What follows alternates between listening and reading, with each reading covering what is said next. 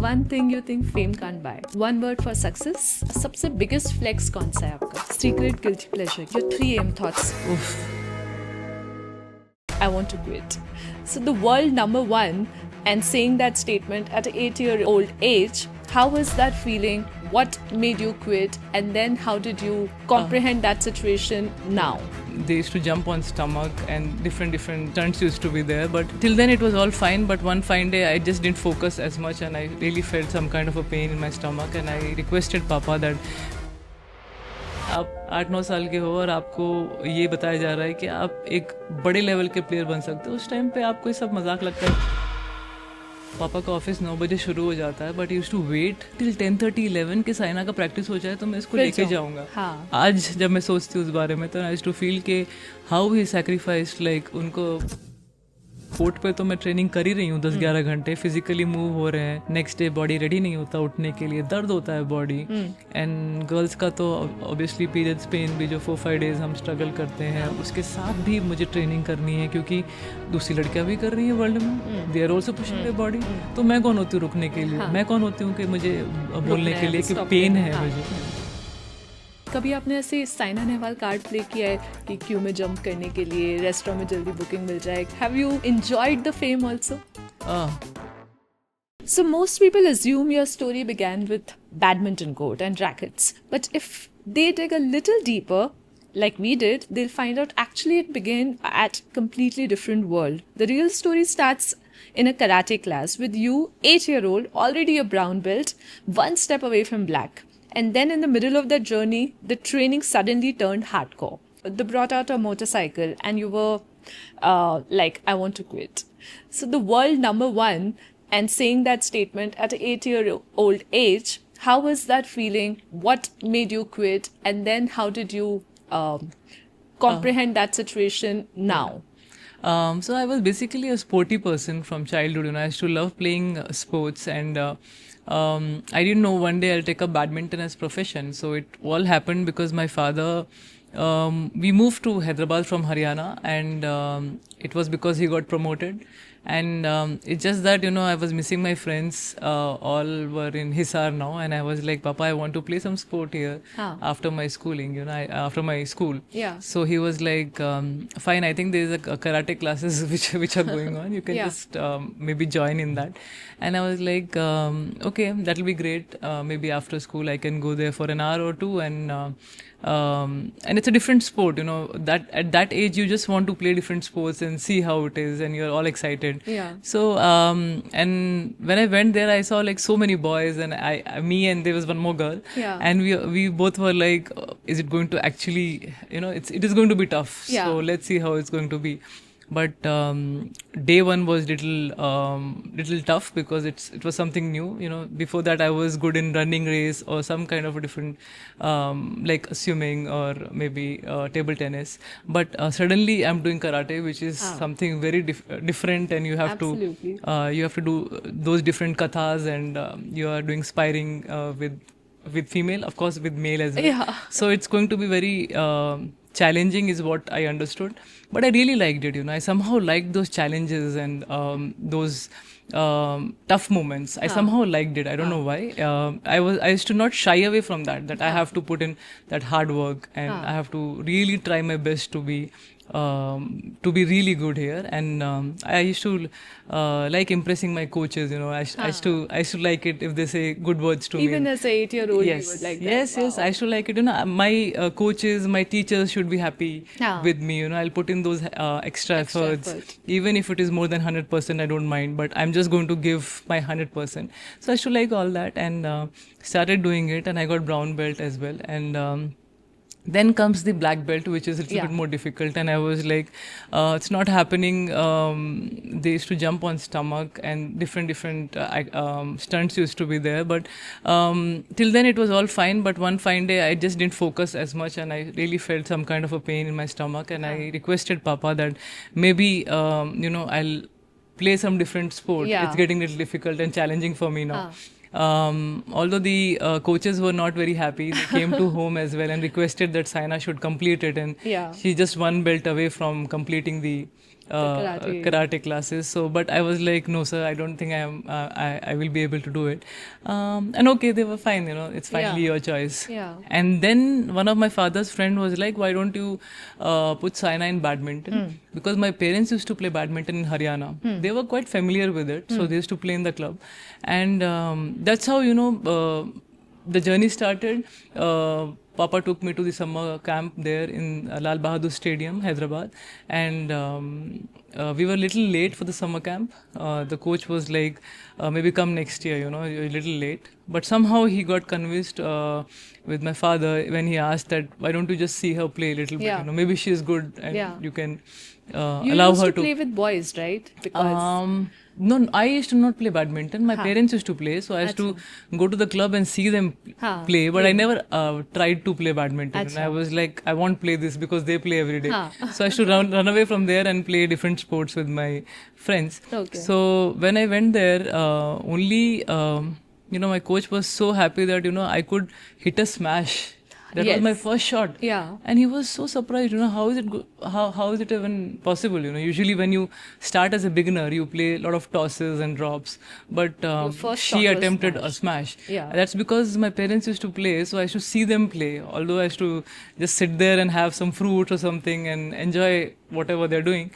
But I didn't know that only by watching I'll get that shot. Oh. And the first shot which I played, and the coach was like, oh my god, she's quite good, so Yeah. maybe we'll just take her for the summer camp. And that's how the journey started. But again, it was summer camp, and it was just for fun initially for 1-2 months, playing before the schooling and after the schooling. But it was not like I have to take it professionally. Yeah. Still, it was just for fun. Huh. But within 1 month I was under 10 state champion, district champion. So there was a Under lot 1 of month. yeah, Brilliant. Huh. there was a lot of good results within a small 1 month. span of Yeah. time. So see, आप लोगों ने जब start किया होगा, या जो और पुराने एथलीट्स भी थे, स्पोर्ट्स पर्सन थे, उनके पास कोई बहुत बड़ी एक टीम नहीं हुआ करती Right, थी, right? right.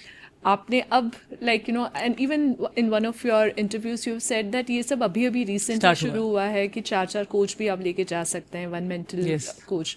So somebody who is probably like a 13-year-old girl or boy and he wants or she wants to start now, अभी आप उन्हें 3 एक्शनेबल आइटम क्या बोलेंगे? बिकॉज आपने पूरी जर्नी दे रखी है कि if somebody can afford or somebody can start the right way, what would be the 3 actionable items you would say कि ये तीनों आप कर शुरू लेंगे. कीजिए? So I think nowadays everything is quite good in India. All the sports are doing amazingly well, and you have so many academies which are really at high level. And at that point of time, we didn't have such big coaches coming from abroad and training us. But our coaches were no less. They Yeah. made sure I at least become a national champion, and I start playing at the international level. So they made sure that my kind of talent should be at the international level, and they really helped me for that. Yeah. But I got to know about winning at the highest level when I was 13, 14. हाँ. Now when you're 7 or 8, you have a world champion from India. Yeah. You have an Olympic medalist from India. Yeah. I became world number 1. Shrikant became world number 1. So now kids know that The from limiting India. belief has removed. Yes, they know that we can achieve all these things. Yeah. When I entered, I didn't have a role model to look up to. I didn't know badminton का उतना popularity है कि नहीं. We used to obviously watch cricket, and then Dhanraj Pillay जी बहुत popular थे, PT Usha जी बहुत popular थी, तो लियांडर पेस, इन सब के नाम सुनते थे. बट बैडमिंटन से ऑब्वियसली प्रकाश सर थे, एंड देन गोपी सर बाद में उन्होंने, जब मैं ज्वाइन करी थी, after that 2 years later he won the all England championship. Yeah. But I didn't know that in women category we had anyone who actually Like could won cross the- first second round as well. हाँ. ऐसा लगता था जब उस time पे खेलते थे, तो they used to say China is going to be very tough, Indonesia, Malaysia, Korea, Japan, Denmark, Germany, Spain, all of them are really difficult. So I was like, is it even possible? मेरे से पहले कोई है नहीं जो इतने level पे खेला है. In the summer camp, my coaches are saying I am world champion material. हाँ. My mom made up her mind saying that within 4-5 days of summer camp, she was like, इसको Olympic champion बनाना है. Wow. I'm like, ये क्या हो रहा है? I'm just playing for fun, and it's just that I want to maybe spend 2-3 hours of my time after studying but I didn't know उसके लिए मुझे 4 बजे उठ के जाना है 25 किलोमीटर बस पे, एंड उसके बाद फिर 25 किलोमीटर वापस आओ, हाँ फिर स्कूल जाओ रेडी होके, हाँ एंड देन इवनिंग में फिर मम्मी ऑटो में आती थी मुझे लेने के लिए स्कूल से,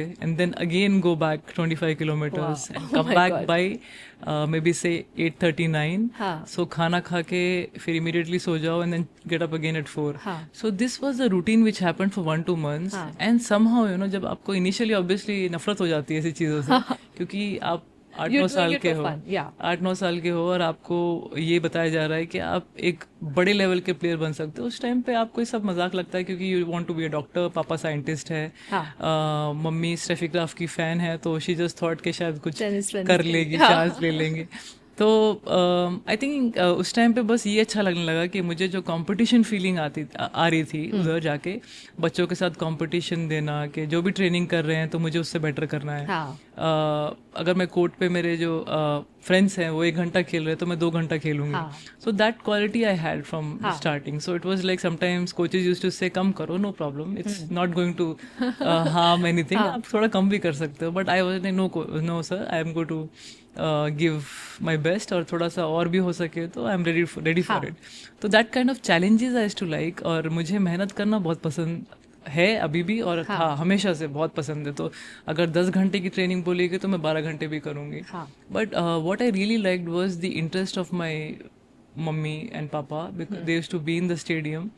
पापा का ऑफिस 9 बजे शुरू हो जाता है, but use to wait, summer camp में हमारी छुट्टी होती है स्कूल से, हाँ तो यूज टू वेट टिल 10:30-11 के साइना का प्रैक्टिस हो जाए तो मैं इसको फिर लेके जाओ जाऊंगा. हाँ but at that point of time मुझे नहीं पता था ना ऑफिस से कुछ इम्पोर्टेंट प्रॉब्लम हो सकता सकते है हैं हाँ या कुछ होता है. लगा ठीक है पापा वेट कर रहे हैं, हेल्प कर रहे हैं, सपोर्ट हाँ कर रहे हैं मेरा, मुझे लेके जाएंगे वापस, और शाम में तो मम्मी आ ही जाएंगी. तो आज जब मैं सोचती हूँ उस बारे में तो आई टू फील के हाउ ही सैक्रिफाइस्ड, लाइक उनको इतना, मतलब ही नेवर थॉट कि बच्चे से ज़्यादा इम्पोर्टेंट कुछ और वो कुछ और हाँ है. दैट इज़ बिकॉज उनके फ्रेंड्स थे काफ़ी हद तक ऑफिस से हाँ जिन्होंने उनकी मदद करी, एंड उनको लगा कि साइना अब डिस्ट्रिक्ट लेवल खेल रही है, स्टेट लेवल खेल रही है, तो कुछ पैसों की ज़रूरत पड़ती थी, जब शूज़ चाहिए, रैकेट चाहिए, या टूर्नामेंट के लिए ट्रैवलिंग के लिए चाहिए, तो they used to always help him.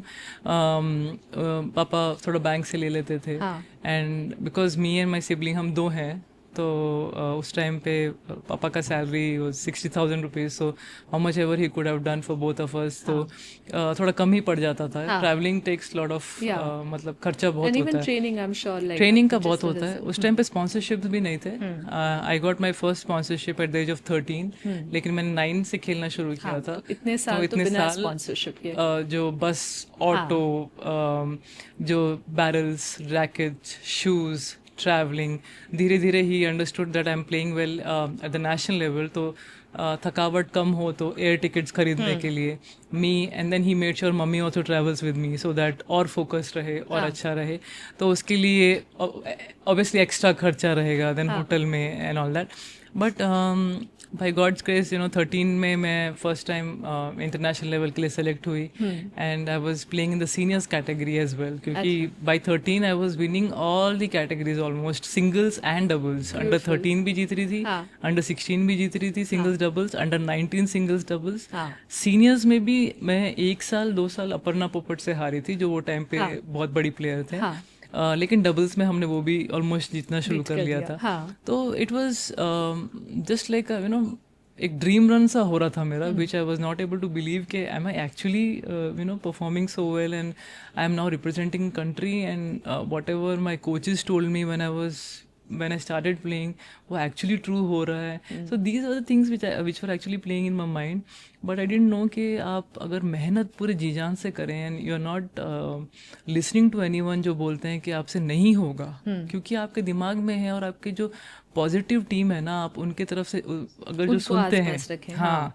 वो आपको बोले कि नहीं ये हो सकता है, and you can beat Chinese, you can beat Koreans, कुछ भी नहीं है, वो भी एक इंसान ही है, आप भी इंसान हो, बट हाँ मेहनत करते हैं आपसे ज़्यादा, तो make sure you are also working hard, क्योंकि आपको रास्ते में जब 5 दिन का टूर्नामेंट होता है, you will get to face them in round 1, round 2, round 3, round 4, round 5, और कभी कभी जब 17 टूर्नामेंट होते हैं साल में, तो you'll have to face them again and again and again. तो वो चैलेंजेस से थकना नहीं है, हारना नहीं है, गिव अप नहीं करना है. So these things will only be possible when you have such positive team. नहीं तो काफ़ी लोग आपके रास्ते में आएंगे, बोलेंगे बैडमिंटन में तो आपसे पहले कोई था नहीं, कहाँ कर पाएंगे, कहाँ आप सोच रहे हैं ओलंपिक मेडल का. आज तक चाइना, कोरिया, इन्होंने कभी किसी और को चांस दिया नहीं है, एंड आप सोच रहे हैं कि ओलंपिक मेडल लाएंगे. But I was like no, it's going to be possible. But at that age has to be little bit, मतलब किसी से ज़्यादा बात नहीं करना है, क्वाइट रहती थी. तो मम्मी यूज टू बी समवन कि थोड़ा सा बच्चे को कुछ नेगेटिव ना सुनना पड़े. She use to be very aggressive, like मेरे बच्चे के साथ कुछ ऐसा कुछ ना बोल दे कि इसके माइंड में बैठ जाए कि ये नहीं कर सकती है. तो she use to come in between and से, जो थोड़े मेरे सीनियर्स भी होते थे उनको बोलती थी कि इसको कुछ मत बोलो, she will do it, let her practice. And अगर उसके लिए से और प्रैक्टिस करना पड़े तो she wants to do it, तो प्लीज इसको कुछ ज़्यादा आप मत बताओ, let us see how it was. And I think ये जो डेटा मिल जाता है पहले से, या because historical data as you said कि आपके पास नहीं था फॉर अ रेफरेंस, लेकिन आज के बच्चों के पास है.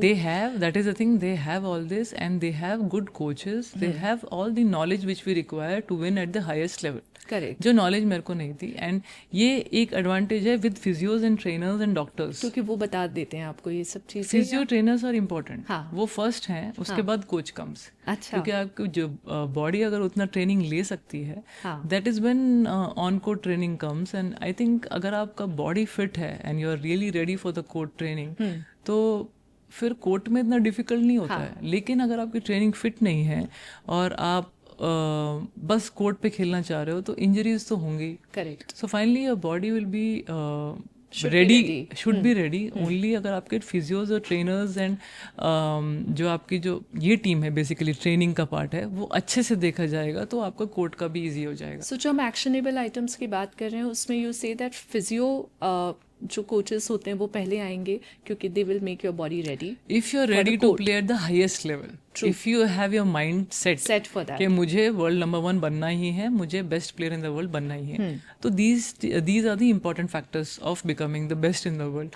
अगर आप ठीक है खेल रहे हैं, टाइम पास कर रहे हैं, या नेशनल चैंपियन तक सोच रहे हैं, तो ठीक है. बट अगर आपने सोच ही लिया है, चाहे आप कितने भी वीक हैं, चलो अभी player, you are losing to everyone, but it's there in your mind that I want to be best in the world and I can do it, then I think nobody can stop you, क्योंकि आपने mind में वो बात बना ली है. That's what I did. मैंने 10-11 में मैंने सोच लिया था कि कुछ भी हो जाए, मैं कुछ करके रहूंगी, अच्छा करूंगी. And obviously it took little time, 1-2 years लगा मुझे. एंड लेकिन हुआ. गोपी सर रिटायर हो गए, he won the highest level tournament badminton में, और उनको वो नॉलेज था कि एक बड़े लेवल पे कैसे प्रैक्टिस करना चाहिए. तो luckily we got him as coach in 2003 and 4. तो उन्होंने पहले तो बताया कि खाना ऐसा ऐसा खाना है, फिर उसके बाद बताया ट्रेनिंग इतना करना है, ज़्यादा नहीं पुश करना है, ताकि बॉडी बाद में गिव अप ना कर दे या कुछ इंजरीज ना हो जाए. तो he changed a lot of things which was required. Quality training पे बहुत ध्यान दिया गया. एंड 13 में जैसे मैंने बोला कि मैं खेलना शुरू किया, by 15-16 I was winning the Philippines open by beating world number 3, and I was world number 200 at that point of time. और उसके बाद कॉमनवेल्थ गेम्स की टीम में I was there and we won the bronze medal in the Commonwealth Games team event 2006. And then there was no looking back. 2007 में बहुत अच्छा मैंने performance दिया. I was in top 20 and got selected in 2008 Olympics. तो वो मैं 18 years की थी. 18 ईयर्स की थी. And this was all happening so fast. मतलब इसमें मुझे टाइम नहीं मिला कि मैं कितना पढ़ाई पे ध्यान सकूं कि क्या क्या मिस हो रहा है. इसमें आप जब चाइनीज और कोरियन और ये प्लेयर्स के साथ खेलते थे, तो कुछ आपको डिफरेंस उनके माइंडसेट में या उनके खेलने की टेक्निक्स में, या कुछ आपको ऐसा लगा कि यार इस कंट्री के लोग इस तरह से खेलते हैं और जो हम इनसे सीख सकते हैं? मुझे लगता है ना उनका एक ऐसा रूटीन सा बन गया, क्योंकि वो अब क्या चैंपियन प्रोड्यूस कर रहे हैं 20-25 साल से वो कर चुके हैं. तो it's not difficult for them to produce champions. हमारा क्या था, हम अब स्टार्ट कर रहे थे 98-99 में. We were just we never thought कि हमारे हमारे कंटिन्यूस रिजल्ट्स आएंगे. वी जस्ट थॉट कि वंस इन 10 years में कोई एक अच्छा प्लेयर है जो अच्छा कर ले रहा है. बट 2005-6 से या 10 से मैंने देखा कि नॉन स्टॉप हमारे रिजल्ट्स आते ही रहे. दैट इज बिकॉज एकेडमीज आ गई हैं. एक वो बन गया है कि माइंडसेट के हम भी वो लेवल पे परफॉर्म कर रहे हैं. सुपर सीरीज जीत रहे हैं, ओलंपिक्स में पार्टिसिपेट कर रहे हैं, साइना टॉप 20 में आ गई है. तो वो माइंडसेट वैसा बन गया है और वो ट्रेनिंग भी हमें पता चल गई है अब क्या करना है, क्योंकि बाहर के कोच भी आ गए हैं. So 2010 से हमने क्रैक किया तो हम भी डबल्स में वर्ल्ड नंबर 1 बन गए. फिर हमारे पास एशियन गेम्स गोल्ड भी आ गया, फिर वर्ल्ड चैंपियनशिप गोल्ड भी आ गया, फिर ओलंपिक्स में इतने सारे मेडल्स भी आ गए. तो सब पॉसिबल कर रहे हैं ना. उनका सिस्टम ऑलरेडी काफी टाइम से बना हुआ है. 19 मतलब कितना 80 से तो उनका तो स्टार्ट हो ही गया था. तो दे नो हाउ टू. वो एक एडवांटेज उनके साथ, तो उनका सिस्टम तैयार था. सिस्टम है and they have the body for it. उनका बॉडी ना बहुत स्ट्रांग है दैट वे कि वो बैडमिंटन जैसे स्पोर्ट में परफॉर्म कर सके, क्योंकि उनका लोअर बॉडी जो है ना काफी नेचुरली बिल्ट रहता है. दे हैव गुड मसल्स, जो थाई मसल्स रहते हैं, जो आपके काफ मसल्स रहते हैं, वो काफी स्ट्रांग रहते हैं. वेरी इंपॉर्टेंट पॉइंट कि टेक्निकली उनकी बॉडी ऑलरेडी उसके लिए रेडी रहती अडेप्टेड है. तो even if suppose normal person from China अगर वो वेट ट्रेनिंग करेगा 1 महीने के लिए तो वो शायद एक स्पोर्ट्स पर्सन जैसा दिखने लग जाएगा. I think it is like that. But हमारा क्या है, बहुत टाइम लग जाता है. 1, 2 years 3 years काफी टाइम, कभी तो और भी टाइम लग जाता है टू गेट मसल्स. तो मसल्स की दिक्कत हो जाती है. इसीलिए मुझे लगा कि जब हमारे पास ये एडवांस जो लोग आने लगे, जैसे कोचेस, जैसे गोपी सर, फिर ट्रेनर्स, तो उन्होंने समझाया कि पहले हमें ऐसी ट्रेनिंग करनी पड़ेगी, ऐसे बॉडी को रेडी करना पड़ेगा, इंजरीज को कम करना पड़ेगा and all those conditioning exercises. So all these things पे हमने थोड़ा ध्यान दिया गया. बट उधर क्या है, मुझे लगता है इंजरी भी थोड़ी कम होती है बिकॉज बॉडी टाइप भी ऐसा है. एट सम पॉइंट ऑब्वियसली सबको इंजरी तो होगा ही, बट उतने लेवल के बॉडी लिए टाइप इतना प्रोन नहीं रेडी है. वो लेवल के लिए उनका बॉडी रेडी है कि वो उतना ट्रेनिंग ले सके. सो मुझे लगता है उनका बस ये years of winning and getting so many medals और तो एक आदत सी हो गई है कि हम प्लेयर प्रोड्यूस कर ही लेंगे. जैसे हमारा क्रिकेट के साथ है, क्रिकेट के साथ हमें पता है. तो इसे ही हम उनके लिए आई थिंक वो ये बैडमिंटन में जैसे कि इंडोनेशिया हो गया, कोरिया, जापान, ये सब कंट्रीज का थोड़ा सा सालों से चलते आ रहा है और हमारा 2010 से चलते आ रहा है, पिकअप हुआ है और चलते जा रहा है. That is how it is. Sports से थोड़ा सा हटके कुछ क्वेश्चन पूछती हूँ कि नाउ लाइक ग्लोबल रिकग्निशन आपको मिल गई है. अब जो पहले के प्लेयर्स थे वो कोई पीआर एक्टिविटीज नहीं करते थे, कोई टीम नहीं होती थी. अब आपको कितना इम्पोर्टेंट लगता है इन चीज़ों पे भी इन्वेस्ट करना एज अ प्लेयर, कि थोड़ा पीआर भी इम्पोर्टेंट है आप, because you are defined by a persona, right? तो वो पर्सोना लोगों के सामने भी आना चाहिए. देखिए, मुझे इतना अभी भी इस पे मैं इतना ध्यान नहीं देती हूँ. पीआर आ ही जाएगा अगर आप बेस्ट हैं किसी चीज़ में, तो उसका मुझे लगता नहीं कि आप जब एक्टिव हैं तो आपको इतना वरी करना चाहिए उसके लिए. पुराने प्लेयर्स जो थे they were like very good in their field, लेकिन कहीं कहीं लॉस्ट हो जाते हैं. कुछ उनकी स्टोरी होती है, वो जो न्यू जनरेशन को नाम भी नहीं पता होते हैं, वापस से डिटेल करनी पड़ती है. वो एक डिसएडवांटेज है क्योंकि उस टाइम पे सोशल मीडिया नहीं था. उतना न्यूज़ भी नहीं चल रही थी और उतने कंसिस्टेंट रिजल्ट्स भी नहीं आ रहे थे.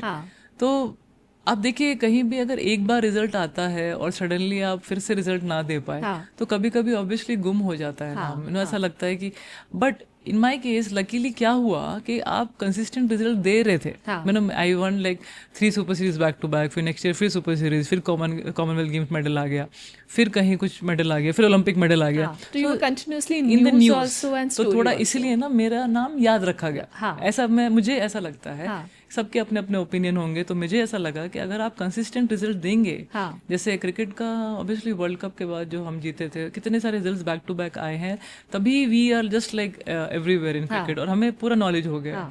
बट आई थिंक दूसरे स्पोर्ट्स में यही थोड़ा से हम पीछे रह गए थे. Not only in badminton, I think every sport कि हम एक एक प्लेयर को लेके आए और कुछ सालों तक हम फिर दिखे नहीं, इसीलिए. तो बट अब आप देखेंगे 2012 के बाद से कंसिस्टेंट परफॉर्मेंसेज आ रहे हैं शूटिंग में, रेसलिंग में, फिर बॉक्सिंग में, फिर बैडमिंटन में.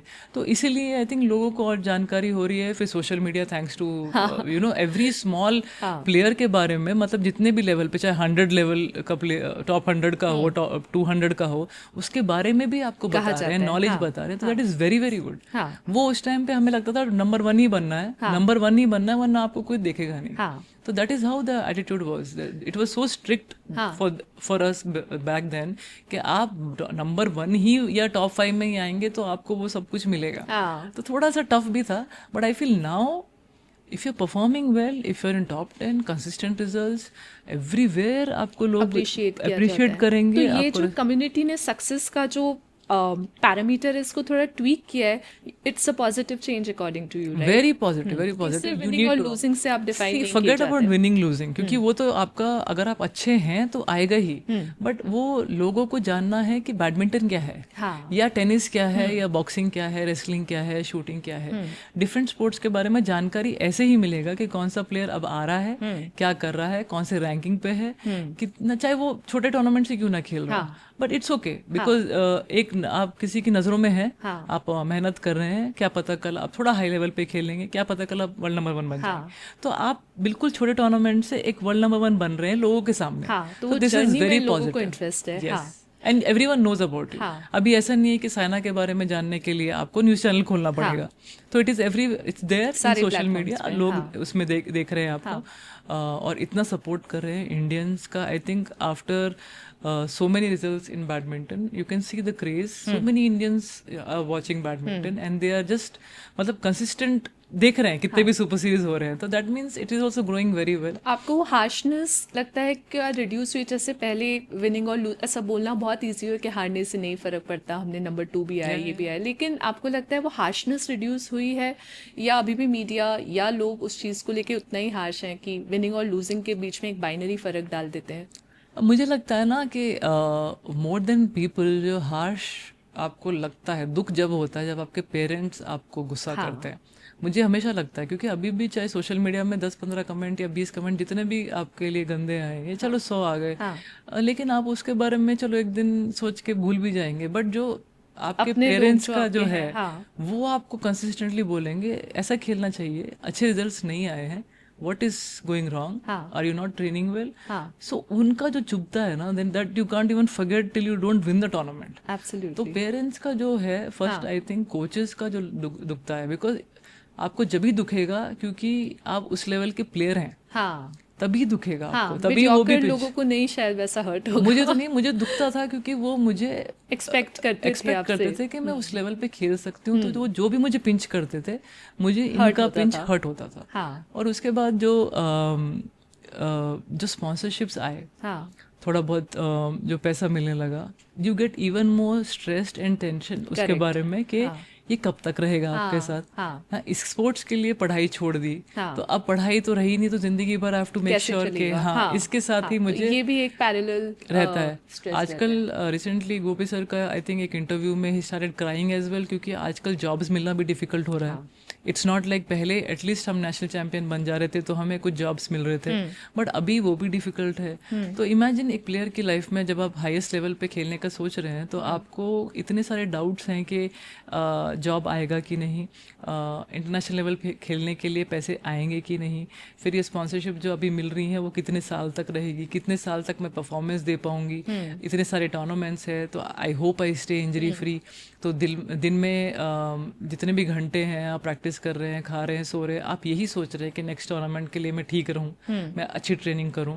और एक भी सेशन बुरा जाता है तो फिर वो ना तो वो खाना पचता आपसे ना आप बस यही सोच रहे हैं कि नेक्स्ट टूर्नामेंट में मेरी अपोनेंट मुझसे बेटर ट्रेनिंग कर रही होगी, she must be preparing better than me and she is actually winning most of the tournaments, तो मैं उसको कैसे हराऊं. तो ये सब चीज़ें दिमाग में चलती रहती हैं. तो आप सोचिए कहाँ टाइम मिलता है कि हम सोचे कि उसने कुछ कमेंट कर दिया हारने, it is not going to happen. But yes it is more, that's why I am saying कि क्योंकि नॉलेज में ज़्यादा आ गया है sport, everyone is watching badminton, तो उतने ही कमेंट्स भी आएंगे, दैट विल हैपन. आप अच्छा खेलोगे, अच्छे आएंगे. Matter of concern, it's not really going to affect अगर आप बस अपने पेरेंट्स का और कोचेस का सुने तो. अगर आपको लगता है कि दुनिया आपको बना रही है प्लेयर, तो फिर तो मतलब this is finally your coach is making you a player. आप उनका सुनो. आप वो बोल रहे हैं कि you have it in you, तो आप 100% ट्रेनिंग दो. अगर आप ट्रेनिंग से चीटिंग कर रहे हो, if you are not training 100%, आप कहीं अपना आपको रोक रहे हो क्योंकि मुझे कुछ इंजरी हो जाएगा या कुछ हो जाएगा, तो ऑब्वियसली रिजल्ट्स नहीं आएंगे. बट आप इतना ट्रेनिंग कर रहे हैं कि coach is happy with you कि yes she is ready for the tournament, then I can give in writing, क्योंकि मैंने जो 11 सुपर सीरीज जीते हैं सब में मैंने 100% ट्रेनिंग दिया, उससे ज़्यादा ही दिया होगा, एंड रिजल्ट्स हैव कम। तो ऐसा कभी नहीं हुआ है कि मैं 50% ट्रेनिंग करके गई हूँ और मुझे रिजल्ट आए हो। मेरे साथ तो नहीं हुआ। आई मीन किसी के साथ हुआ हो तो it's great, it's maybe once in 100 tournaments ऐसा होता होगा कि luck, stroke of luck work करा और ऐसे। अभी जैसे हम लोग एंटरप्रेन्योरशिप में या बिजनेस वर्ल्ड में बर्नआउट यूज़ करने लग गए हैं, बहुत लोग इस बात से चिढ़ते भी हैं कि ये वेस्टर्न कॉन्सेप्ट है, लेकिन आपके प्रोफेशन में तो एक्चुअल बर्नआउट होता है, मेंटल बर्नआउट होता है, फिजिकल बर्नआउट होता है। तो इस बर्नआउट से कोप करने के लिए आप क्या करते थे? या मान लीजिए कोई एक आध मैच इतना ठीक नहीं गया, तो उसके बाद जब आप बाहर आए तो आपका क्या माइंडसेट रहता था कि और प्रैक्टिस करूं या फिर आज थोड़ा चिल करती हूँ, कल करूंगी? I think luckily social media नहीं था जब तक मैं 17 ईयर्स की थी, you know, till then mind एक सेट हो गया मेरा कि मुझे इतने घंटे ट्रेनिंग करनी ही है। जैसे कि मैंने इनिशियली जब स्टार्ट किया 9-10 साल की उम्र में, I was training for 10-11 hours. मतलब विनिंग लूजिंग 10-11, मेरा बस चले तो 12 घंटे भी करूंगी, but I want to be the best in the world. मेरा माइंड सेट के बाद भी चलेगा, you know, that's okay, pain will be there for a day, but when you stand on the podium तो वो दिन हमेशा के लिए याद रहेगा। And for that, I thought, even if I have to train on Sundays, I will. That's okay. That is my attitude. I will do it. If some players want to rest, recover on Sundays, that is also welcome. Still, you can win tournaments. ऐसा नहीं है कि आप वो एक दिन नहीं करेंगे कुछ मैटर करता है। मेरा एटीट्यूड ऐसा था कि I thought may be it will help me, क्योंकि मुझे इस गेम के बारे में इतना नॉलेज नहीं था। Back then it was all कि हार्ड वर्क करो और अचीवमेंट करो, मिलेगा। एंड उस चीज से भी मुझे अचीवमेंट मिला। And in advance way also, जैसे कि एक अच्छा कोच आया और आपको ठीक से ट्रेनिंग दिया उसने, फिर भी रिजल्ट आया, संडे को रेस्ट लिया, तो जस्ट नॉलेज की बात होती है। उस टाइम पे मुझे नॉलेज नहीं थी। तो आई पुश्ड और मुझे लगा कि शायद कहीं ना कहीं मैं वर्ल्ड लेवल पे भी अच्छा परफॉर्म करूंगी। नेशनल का तो मैंने सोच लिया था, तो रिजल्ट्स आ ही रहे थे, बट अब मैं सोच रही थी हाईएस्ट लेवल के लिए, जहाँ पे आपके लिए किसी ने टारगेट लगा दिया है, आपकी मम्मी ने टारगेट लगा दिया है कि ओलंपिक्स में अच्छा करना है, तो ऑब्वियसली आप सोचेंगे उस लेवल के बारे में। तो मुझे अभी, जैसे आप बोल रहे हैं कि स्ट्रेस होता है, ऑफिस में काम करते हैं, इतने घंटे काम करते हैं, होता है। मैं भी अगर आपको यहाँ पे बैठ के बोलूँ कि कोर्ट पे तो मैं ट्रेनिंग कर ही रही हूँ 10-11 घंटे, फिजिकली मूव हो रहे हैं, नेक्स्ट डे बॉडी रेडी नहीं होता उठने के लिए, दर्द होता है बॉडी। एंड गर्ल्स का तो ऑब्वियसली पीरियड्स पेन भी जो 4-5 डेज हम स्ट्रगल करते हैं, उसके साथ भी मुझे ट्रेनिंग करनी है, क्योंकि दूसरी लड़कियां भी कर रही हैं वर्ल्ड में, they are also pushing their body. तो मैं कौन होती हूँ रुकने के लिए? मैं कौन होती हूँ कि मुझे बोलने के लिए कि पेन है मुझे? उस पेन के लिए आप अच्छा खाना खाओ जिससे इन्फ्लेमेशन ना हो, योगा करो, स्ट्रेचिंग अच्छा करो, ताकि आपकी बॉडी खुल जाए। हाँ, आपको दर्द होगा, हाँ आपको थोड़ा सा लगेगा कि बॉडी स्टिफ है, लेकिन इसकी वजह से आपको नहीं लगेगा, नहीं लगेगा। मेंटली इफ यू स्ट्रांग, आपको नहीं लगेगा कि मैं कुछ भी कर सकती हूँ, आई एम रेडी फॉर इट। लेकिन आपको कहीं लगे कि मुझे दर्द हो रहा है, हाँ भाई दर्द हो रहा है, दर्द हो रहा है, and I will sit. But अगर आपका माइंड रेडी है कि no, I will give my 100%, and for that even if I have to train for another 3-4 hours, I don't mind. But at the same time आप जब Olympics की तैयारी कर रहे हैं, तो आप सोचिए कि आपको stress is there when you are even playing on court. Stress के आपके कोचेस जो बोल रहे हैं आप ठीक से कर रहे हैं कि नहीं, और नहीं ठीक से करेंगे तो उनसे गाली पड़ेगी, फिर अगर नहीं ठीक कर रहे हैं तो आपके पेरेंट्स से आपको पड़ेगी, फिर उसके बाद आप जब खाना भी बिल्कुल आपको पता है कि आप थोड़ा सा भी उसमें भी चीट नहीं कर सकते क्योंकि आपका अपोनेंट नहीं कर रहा है। अगर आपने उस दिन एक लड्डू एक्स्ट्रा खा लिया या समोसा एक्स्ट्रा खा लिया और दूसरा अपोनेंट कोई बड़े टूर्नामेंट में 21-19 जीत गया आपसे, तो आपका कोच अगर बोल दिया या आपकी मम्मी ने बोल दिया उस एक लड्डू की वजह से आपका टाइटल चला गया, कैसे हिट करेगा, how bad you will feel. और क्या पता ही हो, क्योंकि उसकी फैट परसेंटेज तो बिल्कुल कम है और मेरी तो मैंने खा लिया था, तो क्या पता, यू नेवर नो। मतलब I am just giving an example, ऐसा इट्स जस्ट एन एग्जांपल। तो ये सब चीजें सोचनी पड़ती है कि खाने में बिल्कुल 100% परफेक्ट, ट्रेनिंग के बाद रिकवरी में 100% परफेक्ट, आइस बात किया कि नहीं, मसाज लिया कि नहीं, फिर उतने घंटे की नींद आई कि नहीं 7-8 आवर्स की, और कोचेस आपके वॉच ट्रैक कर रहे हैं, अगर आपकी नींद ठीक से नहीं है they are immediately there to tell you get out of the training, क्योंकि आज आप रेडी नहीं हो। If you are not ready for training then how will you perform in the training. अगर ट्रेनिंग अच्छी नहीं तो कॉम्पिटिशन तो वैसे भी अच्छा नहीं जाएगा आपका। तो all depends on the training. तो इसलिए ना वो स्ट्रेस इतना रहता है आपके साथ 24/7 कि आप भूल नहीं सकते कि एक जगह पे दूसरे अपोनेंट का टेंशन कि वो कितना कर रहा है, फिर आपके खाने का, फिर आपकी ट्रेनिंग का टेंशन, फिर कोच। तो एक्चुअल बर्नआउट तो आप ही लोगों को होता है, I am pretty sure, like इतने एंगल्स आप नहीं, सोच के सबका रखते हैं। होता है। आपका जॉब में भी आपके 100 चीज़ें रहेंगी दिमाग में। आपका भी रहेगा घर पे जाके ये करना है, फिर मुझे कल के लिए रेडी रहना है। बट मुझे लगता है ना कहीं अगर आपने वो 1 घंटा अपने लिए निकाल लिया जहाँ पे आप जाके जिम कर सको, थोड़ा सा अच्छे खाने पे ध्यान दे सको, then your mind will be active. Refreshed, हाँ। Your mind will be active, your body will be active, and your body will be saying मुझे और काम दो। हाँ और कभी कभी ऐसा लगता है कि आपने बना ही लिया माइंड कि अब मुझे बर्नआउट कर ही रहा है ये। हाँ, तो मतलब burnout होगा। मुझे तो लगता है जो मन के जीते जीत है, मन के हारे हार है। हाँ। माइंड इज गिविंग अप, हाँ। That means giving up. अगर माइंड को आपने सडनली बोला कि नहीं मेरे को नी इंजरी हुई है, मैंने सर्जरी से बाहर निकल के आई हूँ, 4 महीने क्या 10 महीने लगे, लेकिन I will come back and I will win the tournament. तो उस एटीट्यूड से I came back and I won the Malaysia Open, I won more world championship medal, फिर उसके बाद एशियन गेम्स ब्रॉन्ज मेडल। तो काफ़ी हद तक अगर आप माइंड को प्रिपेयर करें हाँ। तो नॉट नंबर 1 बट आप टॉप 3 में आ ही जाएंगे। करेक्ट, तो उतना तो अपने आप को पुश कीजिए, तैयार करना पड़ेगा। बाकी आप your body is your best जज। अगर आपको लगे नहीं हो पा रहा है आपसे, मेरी बहन का एग्जांपल दे देती हूँ। मम्मी ने मुझे और उसको सोचा कि दोनों स्पोर्ट्स पर्सन बन जाएंगी। बहन ने बोला मम्मी मुझसे नहीं होगा, मेरा बॉडी दर्द कर रहा है। मैंने बोला मम्मी मुझसे होगा, मैं करूँगी। हाँ। तो आप देख लीजिए।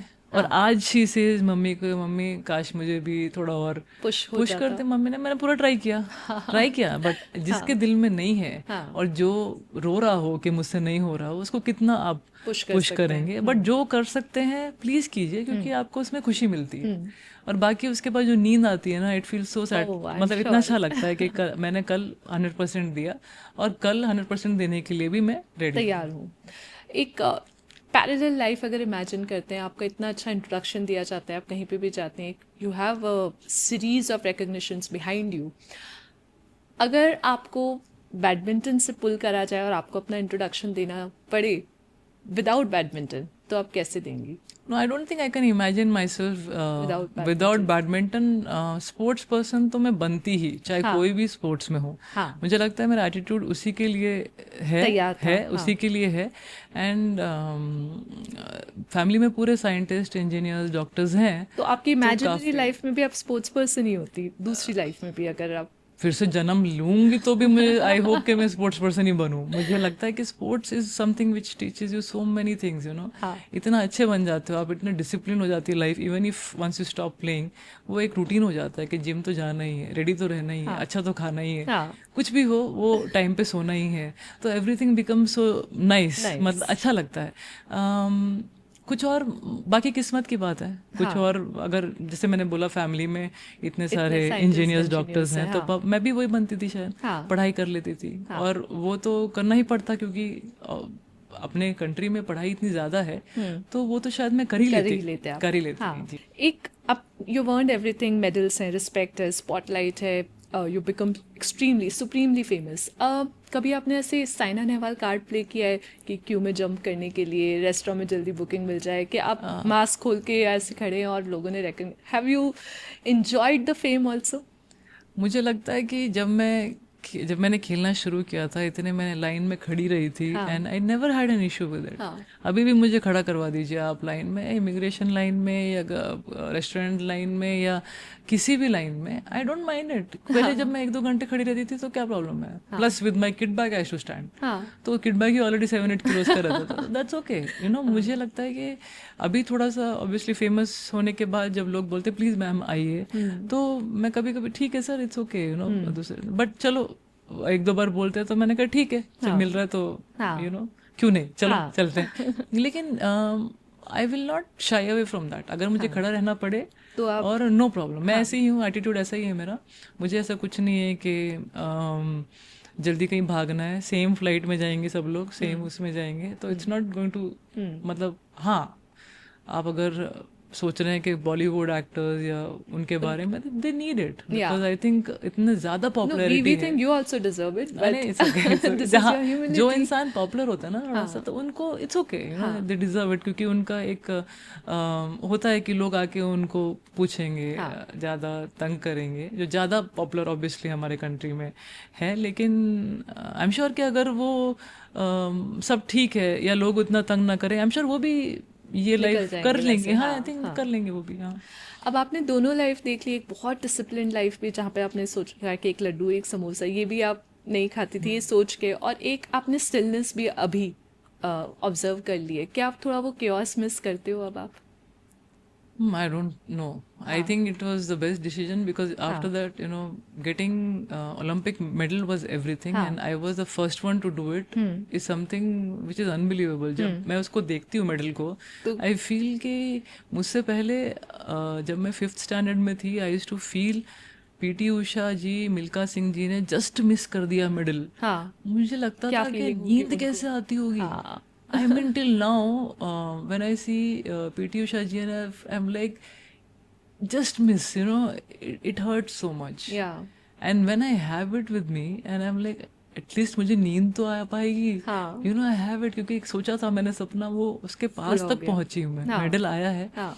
बट बहुत मतलब जो हर एक स्पोर्ट में इंसान रहते हैं, उनको चाहिए कि हम ओलंपिक में मेडल लाएं। हाँ. और अगर आपके पास है ना, वो तो बहुत अच्छा लगता है। हाँ. आई थिंक उससे बड़ा कोई चीज़ है नहीं। और उसके लिए जितने भी कुछ खाने का सैक्रिफाइस है, कुछ भी सैक्रिफाइस चलेगा। हाँ. इट इज़ ऑल अबाउट हाँ. कंट्री के लिए मेडल लेके आना है मुझे और जीतना है। एंड वो ही मेरे माइंड में था हमेशा से। हाँ. बस और कुछ नहीं। मेरे फर्स्ट हॉलीडे भी मैंने I did in 2020 because of Covid. हाँ. तो दैट आई वाज ऑलरेडी मतलब 29-30। सो मैंने कभी केयर नहीं किया कि हॉलीडे जाएंगे या कुछ करेंगे या ऐसा कुछ। हमेशा आई वाज लाइक कि मुझे अच्छा करना है, मेडल्स लेके आने हैं। And I too feel good कि मैं अपने पेरेंट्स को, कोचेस को प्राउड कर रही हूँ। तो अच्छा लगता था। ब्यूटीफुल। एक छोटा सा रैपिड फायर खेलते हाँ, हैं। बिल्कुल। Questions are going to be rapid, full of fire. आप जितना कैंडिड और फास्ट आंसर करेंगे, आई थिंक विल बिल्कुल, एंजॉय। बिल्कुल। One word for success. Hard work. Your 3 AM thoughts today. 3 AM? Yeah. I was actually going to the airport for coming for the event. But 3 AM thoughts तो कुछ भी नहीं, because the routine was always like that कि sleep at 10 and get up at 6:30 and go 3 for बजे तो training. सो ही रहे थे, आप कोई it थॉट used लाने to का be- था ही नहीं। No, कुछ thoughts नहीं। One thing you think fame can't buy. मुझे लगता है जो आप एक फेमस होने के बाद भी अगर उसे मेंटेन रखें, कंसिस्टेंट रखें, तो that is actual fame. I feel कि आपको फेम तो आ जाता है, आप इतना भी परफॉर्म, बट आप उसको कंसिस्टेंटली परफॉर्म करके और अच्छा करके आप ग्राउंडेड हैं, आप मेहनत करके anyways I am the best, everyone is wanting to be me, but मैं और भी जीतूं और अच्छा करूं और पॉजिटिव एटीट्यूड लोगों को फैलाऊं कि मेहनत कीजिए और अच्छा कीजिए।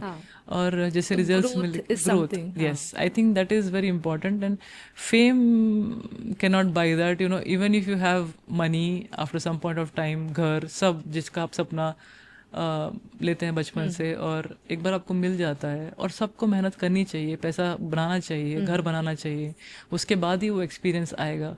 लेकिन मुझे लगा कि सब कुछ चीज़ आने के बाद भी if I am not winning then I am not happy. Correct. तो दैट इज द थिंग, आपका काम ही आपका भगवान है। आप काम पे फोकस कीजिए, हमेशा अच्छा करने की कोशिश कीजिए, अपने आप को बिजी रखिए, दैट इज़ वेरी इंपॉर्टेंट। बाकी आई फील कि जो पैसा बनाने के पीछे भाग रहे हैं, जरूर भागिए, क्योंकि वो चाहिए ही चाहिए। फाइनली इफ़ यू वांट मतलब एक अच्छी लाइफ, वो आपको दुनिया घूमनी है, अपने पेरेंट्स को घुमाना है, अपने वाइफ हस्बैंड के साथ घूमना है, ज़रूर बनाइए उसको। लेकिन अपने काम पे हमेशा ध्यान रखिए, ग्रोथ पे हमेशा ध्यान रखिए, और एक हार्ड वर्क हमेशा रखिए अपने साथ, उसी से आपको मैक्सिमम खुशी मिलेगी। ओके। आपकी कौन सी ऐसी क्वालिटी है जो आपको आपके पीयर्स में, आपके आसपास लोगों में बहुत लाइकेबल बनाती है? मुझे लगता है कि आई am just me, you know, I don't Authenticity. yeah, I don't try to be someone else. I just try to be me. I'm whatever is there मुंह पे मैं बोल बोल देती दिया। हूँ. मैं कुछ ऐसी नहीं हूँ कि छुपा के रखती हूँ. And I think that's what maybe they like about me. Yeah. हाँ, और ऐसा कोई ट्रेड जो आपके पेरेंट्स बोलते हो, आपके सिस्टर बोलती हो कि ये साइना थोड़ा चेंज करना चाहिए, ठीक नहीं है?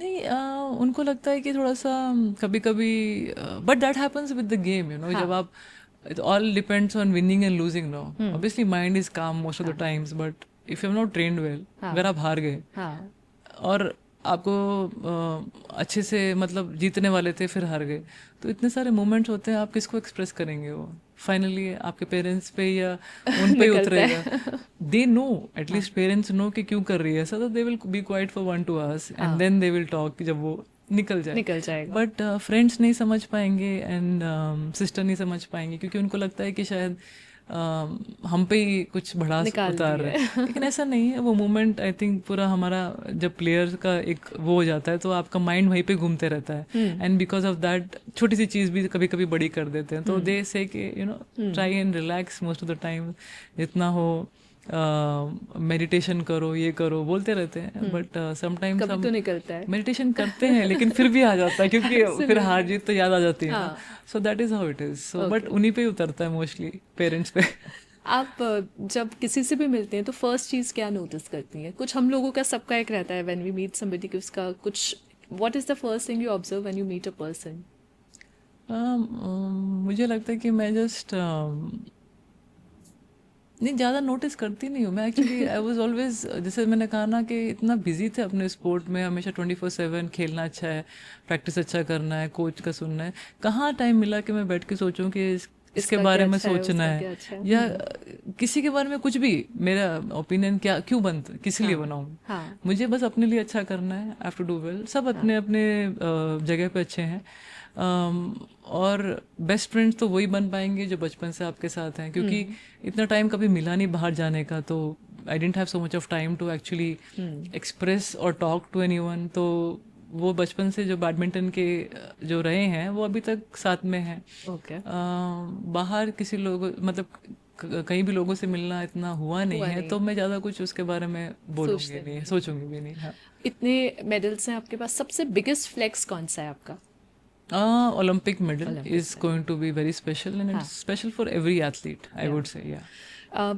एक अच्छे बड़े मैच के पहले कौन सा इमोशन आप फील करते हैं? मतलब नर्वसनेस तो सभी फील करते हैं, लेकिन एक बाइंडिंग इमोशन होता है जो मैच के पहले आप फील करते होंगे, वो क्या है? नर्वसनेस तो रहेगा, बट आई थिंक नेचुरली मेरे में एक इनबिल्ट मतलब कुछ था कि देख लेंगे जो भी आ रहा है, will just see, you know. So that anger used to just double up.